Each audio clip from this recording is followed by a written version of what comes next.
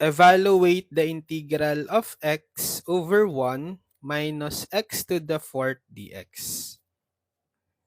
So I will rewrite the given integral as integral of x over 1 minus x to the fourth.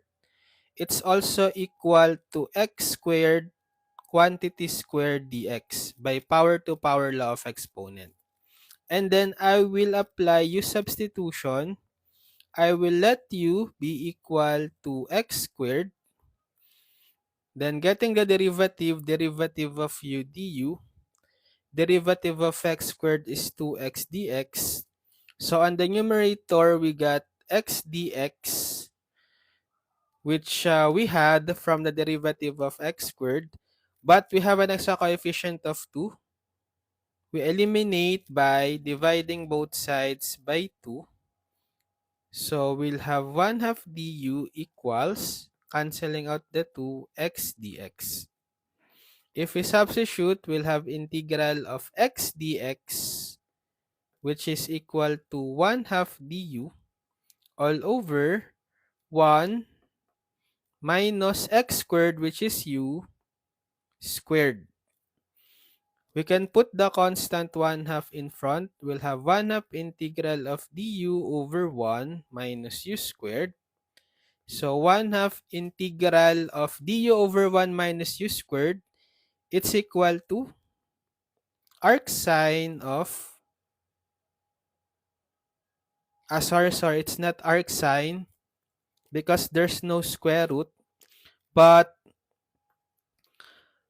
we can apply the standard integral formula. If we have integral of, let's say, dt over a squared minus t squared, it's equal to 1 over 2a ln of 1 plus t over 1 minus t plus c. So if we pattern the given integral from this formula, we'll have a equal to 1 because 1 can also be written as 1 squared. So constant base to constant base, the value of a will be 1 and the value of t will be, or the value of, the value of t will be u. So therefore, applying the formula, we'll have 1 half integral of du over 1 squared minus u squared is equal to this one. 1 over 2a, a is 1, ln of 1, sorry, this should be a, not 1, a, and then substituting the value of a, which is 1, 1 plus t, which is u, over a1 minus tu plus c.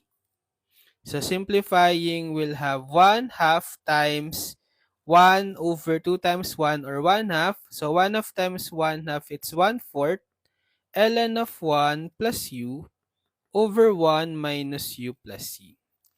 And then let's substitute back the u in terms of x, which is x squared.